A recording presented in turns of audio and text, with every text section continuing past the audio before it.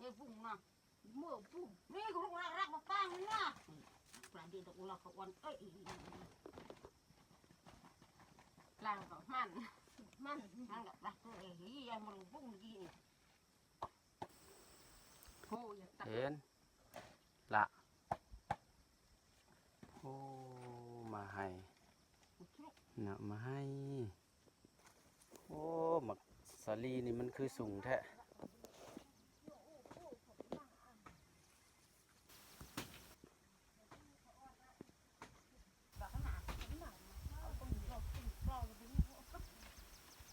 ทุกคนเนาะสาลีต้นสาลีอยู่ให้นี่บ่บักสูงคุณสูงเอาแท้ว่ะเพียงนี่ยังบ่ได้เครื่องหนึ่งเนาะบักสูงบอนมันเป็นบอนมันดีเป็นแบบนี้แหละเนาะหมักสาลี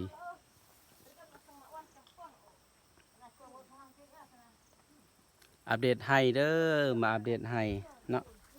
ถือว่าเข้านี่เกือบเพียงเอิกแล้วทุกคนเนาะมันกายแอวขึ้นไปหลายแล้ว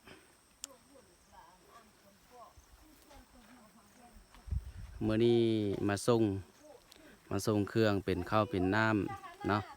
ให้แม่เท่าเดี๋ยวจะน้อยทางแฟกเองกลับไปเวียกนี่เลยเนาะสำหรับให้ของแฟกเนาะอยู่ที่น้ำท่วมเมืองลำบากแฝงหลวงพระบางประมาณนี้เนาะอัปเดตให้ทุกคนได้ฮู้ได้เห็นกันเนาะว่ามันใหญ่ขึ้นเพียงใดแล้ว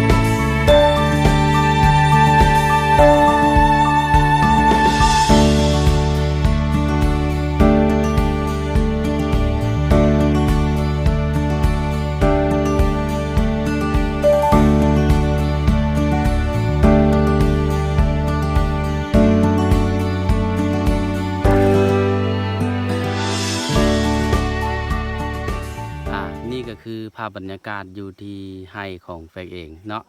ที่ให้ทุกคนได้เบิ่งบรรยากาศดีๆภาพดีๆเนาะสิ่งของปลูกฝังต่างๆอยู่น้ำให้ของแฟกนี่เนาะท้ายสุดนี้ขอบใจเด้อสำหรับทุกคนที่ตามรับชมตั้งแต่ต้นจนจบเนาะพบกันใหม่คลิปหน้าเด้อบ๊ายบายไหมบ๊ายบายไหมล่ะบ๊ายบายไหมบ๊ายบายบ๊ายบายก่อนบ๊ายบายไว้บ๊ายบายก่อนบ๊ายบายแม่บ๊ายบายนี่นะบ๊ายบายไหมเห็นบ้างบายบายเห็นบ้างเห็นบ้าง